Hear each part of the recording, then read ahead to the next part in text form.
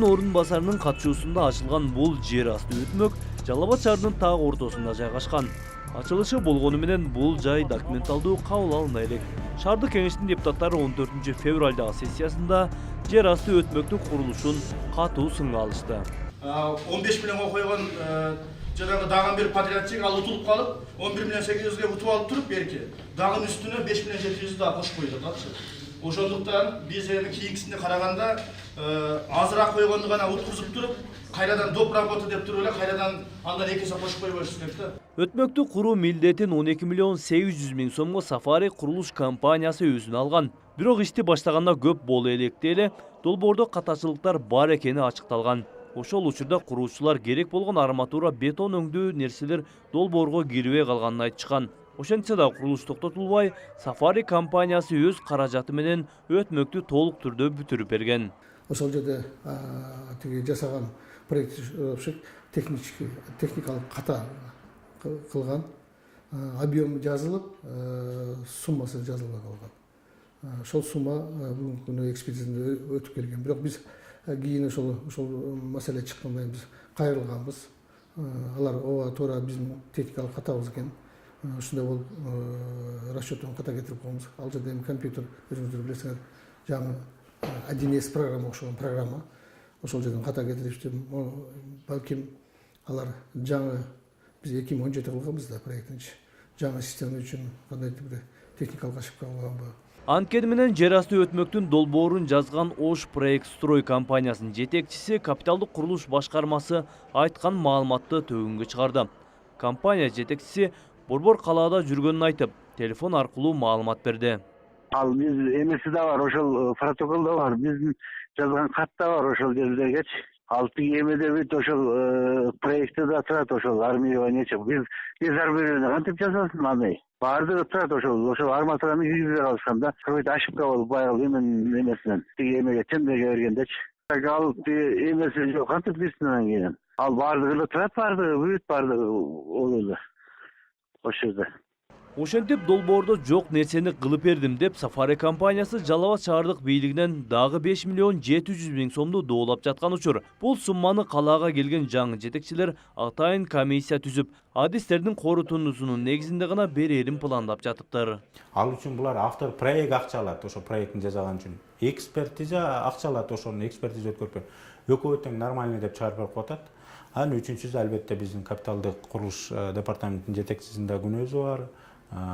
Себеби дегенде баардык ошол киши заказчик, ошол тиги өзү да бир сыйра караш керек. Атайын шаарда курулуш иштерин көзөмөлдөйт деп биз ошол ишкананы ачканбыз. Эгерде туура эмес деп, комиссия туура эмес деп тапса, тийиштүү органдарга кайрылгыла. Жок, баардыгы туура экен, каржылап беришибиз керек экен деп тийиштүү көзүңөр жетип документ неме болсо, анда тиги фирмага төлөп бергиле деп чечим чыгарып берди.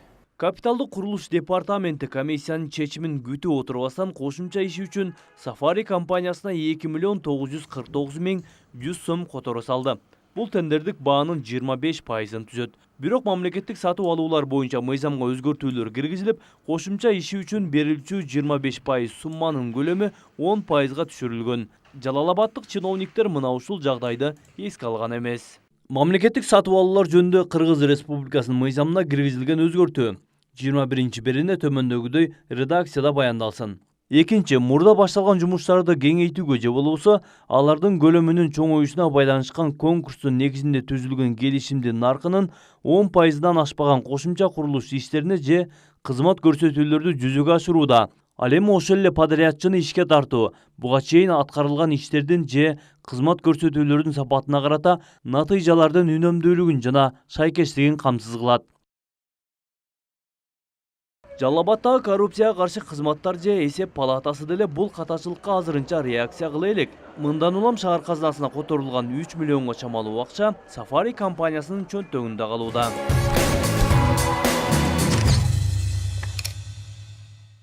Кара суунун так ортосунда курулган жер асты өтмөк да өзүнчө сөз кылууга арзыйт. Анткени Жалал Абадка салыштырмалуу кичинекей болгону менен долбоор 28 миллион сомго бааланган. Бирок курулуш 1 жыл жүргөнү менен дале пайдаланууга бериле элек. Биз азыр мына Кара суудагы өтмөктүн алдында турабыз. Бул өткөн жылдары курулуштар башталып, азыркы учурда бүткөн курулуш, бирок ачыла элек экен. Тургундардын айтымында бул жактарын тосуп коюптур, бирок азыр эле уктук биз. Мына ушул жеринен жаракка кетиптир. Жаракка кетип, азыр мына кафелдер дагы түшүп калган. Мына ушундан улам ачылбай калышы, ачылбай жатышы, пайдаланууга берилбей жатышы мүмкүн деп азыр бул жердеги тургундар айтышууда. Азыр бул жайды тегерете тосуп, эч ким кире алыс кылып коюшкан. Мындагы тосмолордон ичин да дурустап көрө албадык. Кире беришинде жаракалар пайда болуп, кафелдери түшө баштаптыр. Андыктан жергиликтүү тургундар деле өтмөктүн ачылышына азырынча үмүт артышы элек. Иштен оозуттарын караганда жарылып кеткен. Азыр ол болбойт, мүмкүн эле апасы не болду? Качан ачабыз деп атат? Ачышын ким билет эми? Элге керекпи өзү, сиздер күтүп атасыздарбы? Эми элге билбейм, бул базардар бул ончо деле керек болбошу керек. Себеби баары арабага жол коет да, адамдар бунун ичине түшпөйт го. Кара суу базарына жана мындагы жер асты өтмөккө ээлик кылган Сарай айыл өкмөтү болсо, курулушту текшерип кабыл алууга дале шашылган жок. Айыл өкмөттөн билдиргендей, курган компания катачылыктарын оңдогон соң долбоор кабыл алынат дешет. Бирок бул жумуш кайсы күнү болот азырынча так эмес. Барып көрдү, специалисттер барды, экотек инспекциядан атайын түзүлгөн группалар келип, комиссия келип көрүштү. Ошол жакта буларда стенка болуп калат дейт экен. Ошо стенкасы чөккөндө аны башкадан калыбына келтиришет.